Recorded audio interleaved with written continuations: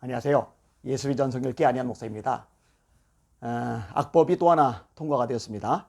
공공기관 노동이사제 도입법 본회의 통과, 이렇게 기사가 나왔어요. 공공기관 노동이사제 도입법 본회의 통과. 법들을 참 잘 찍어냅니다. 붕어빵 기계에서 붕어빵 찍어내듯이 줄줄이 찍어내는 거예요. 주민자치기본법, 끔찍스럽죠. 이치현 박사님이 공산주의 길목 주민자치기본법 이런 책을 내셨는데 읽어보세요. 얼마나 이게 문제가 심각한지 알죠. 사립학교법 개정안 통과됐죠. 그래서 이제 미션스쿨 기독교 학교에서도 엉뚱한 사람이, 예를 들어서 사이비나 이단들이 교사로 임용될 수 있는 길이 열려졌어요.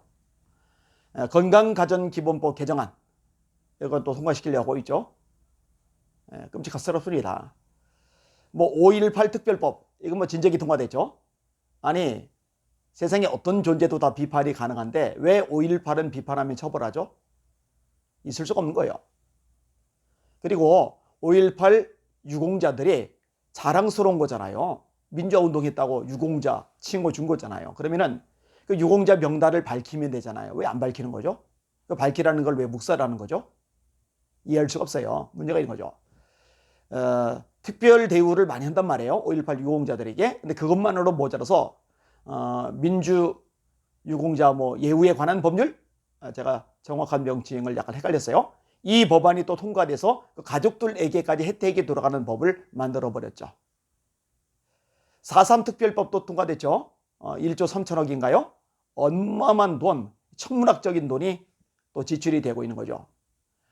법들이 장난이 아닙니다. 작년 말에 통과된 감염병 예방법, 다케슨 교회, 그래서 제가 교회 폐쇄법이라는 이름으로 널리 알렸었던 거예요. 자, 이번에 통과시킨 공공기관 노동이사제, 요 관련 기사 내용을 제가 일단 읽어드릴게요. 공공기관 이사회에 노동자 대표가 참여하는 노동이사제 도입을 골자로 한 공공기관의 운영에 관한 법률 개정안 공공기관 운영법이 11일 본회의를 통과했다.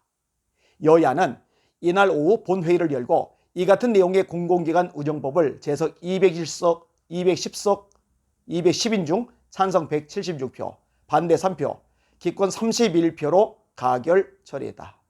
개정안은 공기업과 준정부기관에서 3년 이상 재직한 근로자 중 근로자 대표 추천이나 근로자 과반수 동의를 받은 한 명을 공공기관 비상임 노동이사에 임명하도록 하는 내용을 담고 있다.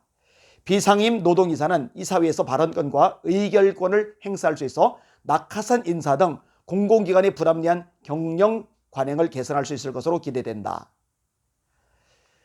이게요, 아주 그럴듯하게 포장이 되었어요. 낙하산 인사를 막을 수 있다. 낙하산 인사.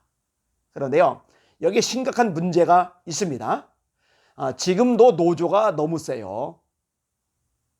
노조가 너무 목소리를 크게 냅니다.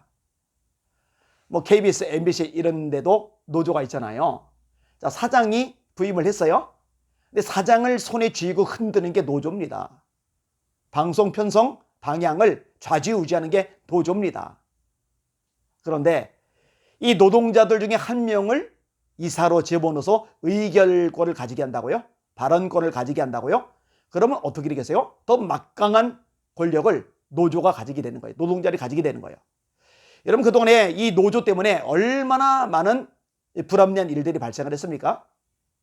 공공 쪽만 그런 건 아니죠. 일반도 마찬가지죠. 민노총 때문에 얼마나 많은 문제들이 발생합니까? 이미 권력 집단입니다. 막강한 영향력과 힘을 발휘합니다.